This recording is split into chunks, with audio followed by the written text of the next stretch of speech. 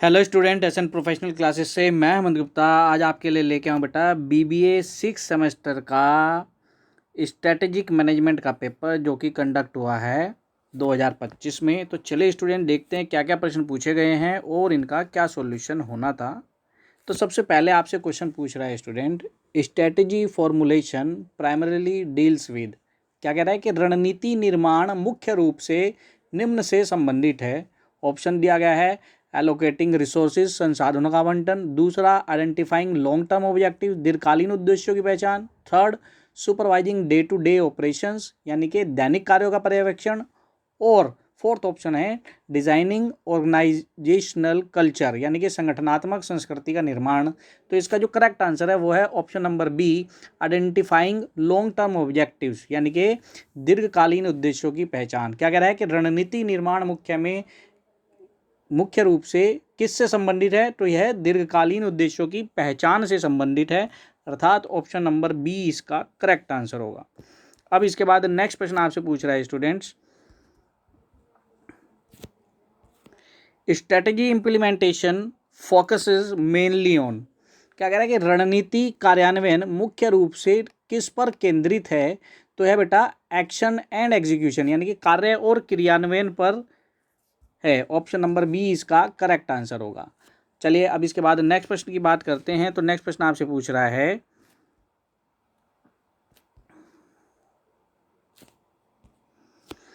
Which is the correct sequence of the strategic management process, रणनीतिक प्रबंधन प्रक्रिया का सही क्रम कौन सा है।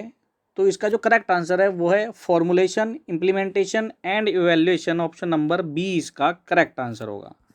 चलिए अब इसके बाद नेक्स्ट प्रश्न जानते हैं स्टूडेंट्स। तो नेक्स्ट प्रश्न आपसे पूछ रहा है फोर्थ, क्या the key task in strategic implementation is, क्या कह रहा है कि रणनीति कार्यान्वयन में प्रमुख कार्य है। फर्स्ट ऑप्शन आपको दिया गया है बजट फॉर्मुलेशन, फिर उसके बाद नेक्स्ट ऑप्शन दिए गए हैं choosing competitive strategy, aligning resources with objectives और सेटिंग मिशन एंड विजन। तो स्टूडेंट्स क्या कह रहे हैं कि रणनीतिक कार्यान्वयन में प्रमुख कार्य क्या है, तो इसका जो करेक्ट आंसर आएगा वो आएगा option number C, aligning resources with objective, संसाधनों को उद्देश्यों के साथ संरेखित करना। तो ऑप्शन नंबर सी इसका करेक्ट आंसर है। अब इसके बाद नेक्स्ट प्रश्न आपसे पूछ रहा है, who among the following is the top level implementer of strategy, क्या कह रहा है कि निम्नलिखित में से कौन सा रणनीति का शीर्ष स्तरीय कार्यान्वयन करता है। तो दिए गए ऑप्शन में से जो करेक्ट आंसर है वो है सीईओ। चलिए अब इसके बाद नेक्स्ट प्रश्न जानते हैं। तो नेक्स्ट प्रश्न आपसे पूछा गया है, middle managers primarily role in implementation is, क्या कह रहा है कि कार्यान्वयन में मध्य प्रबंधकों की प्राथमिक भूमिका क्या है। तो यह है day to day operational execution, यानी कि दैनिक परिचालन निष्पादन। ऑप्शन नंबर बी इसका करेक्ट आंसर है। अब इसके बाद नेक्स्ट प्रश्न आपसे पूछा गया है,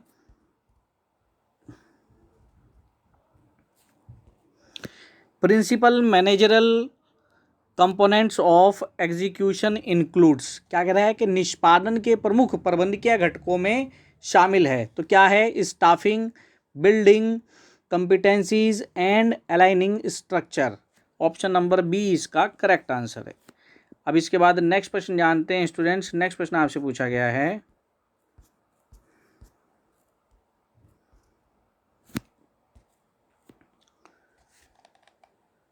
building a capable organisation involves, क्या कह रहा है कि एक सक्षम संगठन के निर्माण में शामिल है। ऑप्शन दिए गए हैं कर्मचारियों की संख्या कम करना, संरचना और प्रक्रियाओं का निर्माण करना, वेतन बढ़ाना या केवल केंद्रीकरण। तो इस प्रश्न का जो करेक्ट आंसर है वो है संरचना और प्रक्रियाओं का निर्माण करना। ऑप्शन नंबर बी इसका करेक्ट आंसर होगा।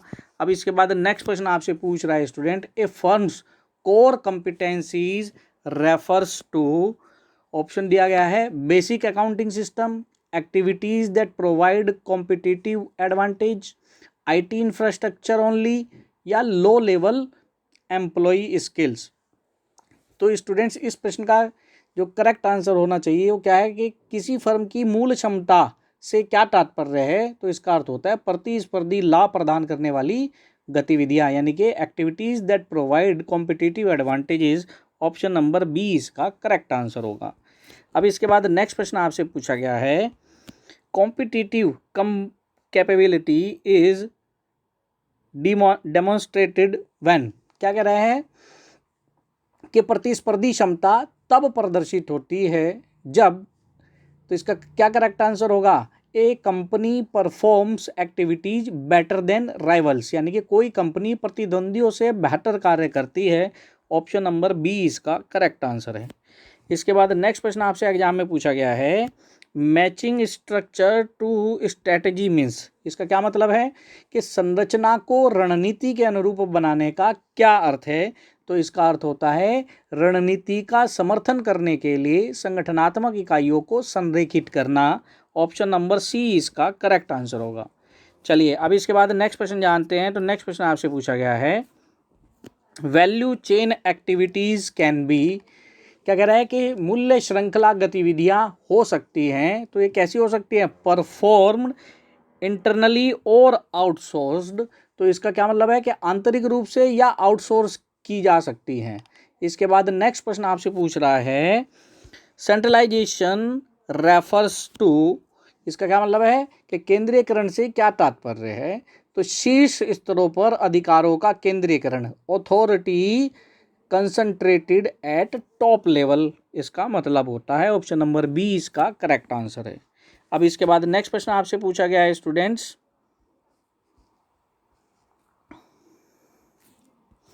डिसेंट्रलाइजेशन मीन्स, विकेंद्रीकरण का क्या अर्थ होता है? तो इसका अर्थ होता है decision pushed to lower level, निर्णय निचले स्तरों पर स्थानांतरित करना। ऑप्शन नंबर बी इसका करेक्ट आंसर है। इसके बाद नेक्स्ट प्रश्न आपसे पूछ रहा है, which is not a benefits of decentralisation.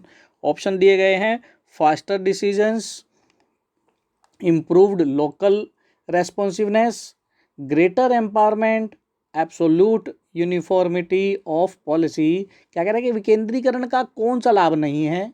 तो दिए गए ऑप्शन में से जो करेक्ट आंसर है वो है नीतियों की पूर्ण एक रूपता, absolute uniformity of policy. Option number D इसका करेक्ट आंसर है। चलिए अब इसके बाद नेक्स्ट प्रश्न जानते हैं। तो नेक्स्ट प्रश्न आपसे पूछा गया है, strategic alliances are useful for. क्या कह रहा है कि रणनीतिक गठबंधन किसके लिए उपयोगी है? ऑप्शन दिए गए हैं ए बी सी डी। तो इसमें जो करेक्ट आंसर है वो है संसाधन और दक्षता प्राप्त करने के लिए, यानी कि gaining resources and competencies. Option number B इसका करेक्ट आंसर है। अब इसके बाद नेक्स्ट प्रश्न आपसे पूछ रहा है, आउटसोर्सिंग इज बेनिफिशियल व्हेन। क्या कह रहा है कि आउटसोर्सिंग तब फायदेमंद होगी जब, ऑप्शन दिया गया है, फर्स्ट ऑप्शन है गतिविधियां विभेदीकरण के लिए महत्वपूर्ण हो, बाहरी आपूर्तिकर्ता अधिक कुशल हो, फर्म कम लचीलापन चाहती हो, या फर्म के पास अतिरिक्त आंतरिक क्षमता हो। तो इसका जो करेक्ट आंसर है वो है बाहरी आपूर्तिकर्ता अधिक कुशल हो। ऑप्शन नंबर बी इसका करेक्ट आंसर है। इसके बाद नेक्स्ट प्रश्न पूछ रहा है आपसे, एक गुड इम्प्लीमेंटर मस्ट बी। क्या कह रहा है कि एक अच्छे कार्यान्वयनकर्ता को अवश्य ही कैसा होना चाहिए? केवल दूरदर्शी होना चाहिए, रणनीति को कार्रवाई में बदलने वाला होना चाहिए, कर्मचारी प्रतिक्रिया को अनदेखा करना चाहिए, या केवल लागत में कटौती पर ध्यान केंद्रित करना चाहिए। तो इसका आंसर है रणनीति को कार्रवाई में बदलना चाहिए। ऑप्शन नंबर बी इसका करेक्ट आंसर होगा। चलिए अब इसके बाद नेक्स्ट प्रश्न जानते हैं। तो नेक्स्ट प्रश्न आपसे पूछा गया है students, which is an example of core competencies. Core competency का कौन सा एक उदाहरण है? ऑप्शन दिए गए हैं ए बी सी डी। तो इसमें जो करेक्ट आंसर है वो है Walmart supply chain efficiency, Walmart की आपूर्ति श्रृंखला दक्षता। ऑप्शन नंबर ए इसका करेक्ट आंसर है। इसके बाद नेक्स्ट प्रश्न पर आपसे पूछ रहा है students, building competencies is linked to. दक्षताओं का निर्माण किससे जुड़ा है? तो ऑप्शन दिया गया है कंटिन्यूस ट्रेनिंग एंड डेवलपमेंट, यानी कि सतत प्रशिक्षण और विकास, और यही इसका आंसर है ऑप्शन नंबर ए। अब इसके बाद नेक्स्ट प्रश्न जानते हैं। तो नेक्स्ट प्रश्न आपसे पूछ रहा है students, strategic implementation is successful only if. क्या कह रहा है कि रणनीतिक कार्यान्वयन तभी सफल होता है जब, ऑप्शन दिया गया है फर्स्ट, बाहरी वातावरण स्थिर हो, संरचना, संस्कृति और संसाधन रणनीति के अनुरूप हो, प्रतियोगी कमजोर हो, या ग्राहक सहयोग करें। तो इसका आंसर आ जाएगा ऑप्शन नंबर बी, संरचना, संस्कृति और संसाधन रणनीति के अनुरूप हो। अब इसके बाद नेक्स्ट प्रश्न आपसे पूछ रहा है students, a mismatch between structure and strategy leads to. क्या कह रहा है कि संरचना और रणनीति के बीच में बेमेल होने से क्या होता है। ऑप्शन दिया गया है नंबर 1 बेहतर प्रदर्शन, ऑप्शन बी संगठनात्मक अक्षमता, ऑप्शन सी मजबूत संस्कृति, और ऑप्शन डी उच्च नवाचार। तो बेटा क्वेश्चन से को पढ़ के ही इसका आंसर आ जाता है। क्या कह रहे हैं, संरचना और रणनीति के बीच बेमेल होने से, मिसमैच होने से क्या होगा, संगठनात्मक अक्षमता होगी, इनएफिशिएंसी ऑर्गेनाइजेशनल होगा। ऑप्शन नंबर बी इसका करेक्ट आंसर है। अब इसके बाद नेक्स्ट प्रश्न आपसे पूछ रहा है, the value chain concept was given by. मूल्य श्रृंखला की अवधारणा किसके द्वारा दी गई थी। तो यह है माइकल पोर्टर के द्वारा दी गई थी। ऑप्शन नंबर बी इसका करेक्ट आंसर है। अब इसके बाद नेक्स्ट प्रश्न आपसे पूछा गया है, internal collaboration is enhanced through. क्या कह रहा है कि आपसे आंतरिक सहयोग को निम्न के माध्यम से बढ़ाया जा सकता है। कैसे बढ़ाया जा सकता है। ऑप्शन दिया गया है ज्ञान साझाकरण मंच के द्वारा, संचार को प्रतिबंधित करना, ऑप्शन सी केवल केंद्रीकरण के द्वारा, या ऑप्शन डी उपरोक्त में से किसी के द्वारा नहीं।